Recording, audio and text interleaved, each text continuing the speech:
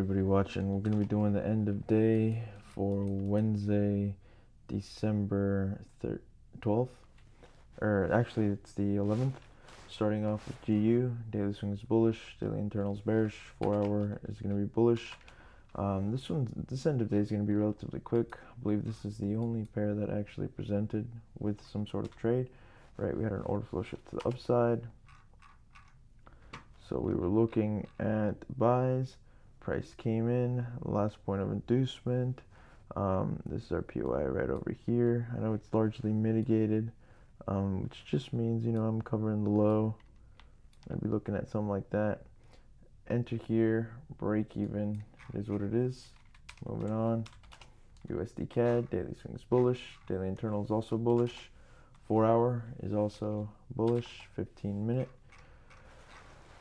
So there was a trade to be had here. For me, it's not valid because of the way I trade. So, just to show you guys, technically by the plan, this is valid, but I have a personal rule where I won't trade a POI, older than 12 hours. So that's your 15-minute bearish candle, right? Your bearish supply. Had an order flow shift to the downside, so that means you're looking for for sells. Last point of inducement is going to be right there. So a couple of different ways you could have looked at this. Last point of inducement's there. Where's our POI at? That's our POI right there.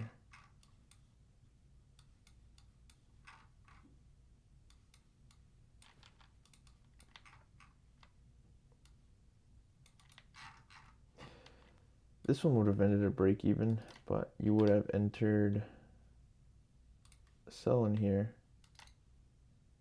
which I'm not really convinced, especially the the age of the POI. If you would have targeted here, you would have got 4.6R. If you would have targeted here, you would have got potentially break even, right?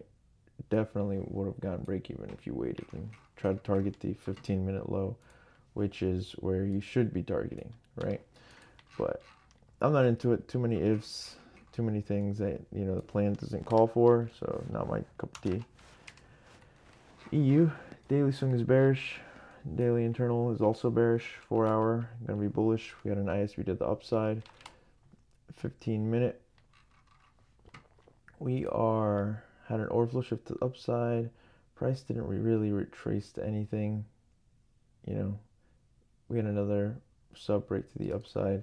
This one's interesting, right? Originally, I was looking at this whole thing as a POI, as a 15-minute, but upon further inspection, you can tell that price made a high, came in, swept liquidity, then made another high. No trade to be had there. Could you have potentially looked at the flip for the original order flow shift? Let's just take a quick gander. We gotta also make sure it's not outside of our trading session, which it's not. Price would came in.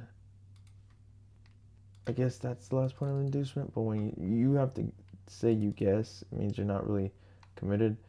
I'm not the biggest fan of it. What are you gonna take? A 3C, not a 3C. Yeah, 3C. Flow shift. Price did not come into the extreme, so no trade, and then news is coming right up. Nothing there. AU daily swing is bullish. Daily internal is bearish. 4 hours is gonna be bearish. We had a break, so technically daily swing is now bearish. Don't know how convinced I would be though, right? Because it was, if anything, it kind of looks like a sweep. This one, what is it? Is this our only buy? No, it looks like R is not good enough. We're gonna sub break to the downside. Price came up, back into this 15-minute POI. This is a flip right here, and we'll take a look at both areas. Price came in, would have entered at momentum. The way I define momentum is you got to compare it to the candle previous to it. Probably would have waited on that one if you would have entered. And again, it's like, I know this is a super bearish candle, but compared to this one, I mean, it's larger. It's probably the same size, maybe larger. but it doesn't engulf it, so I'm not really sold on it. Either way, break even.